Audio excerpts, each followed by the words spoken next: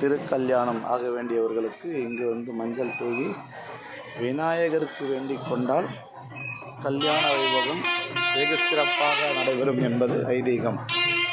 வேப்பம்பட்டு டென்லப் நகர் என்ற பகுதியிலே நம் அப்பன் அமர்ந்து கொண்டு தன் பிள்ளைகளோடு சகீதமாக இங்கு வசித்து கொண்டு பைரவமூர்த்தியும் இங்கு இருக்கிறார்.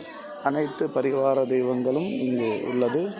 இன்று சூரசம்ஹாரம் மாலை வேளையில் நடைபெற இருக்கின்றது. முருகப்பெருமானின் சூரசம்ஹாரம். இருக்கு. ஆனா 5 திரி போடணும். இப்போ அப்பதான் அந்த அம்மா ஒருத்தங்க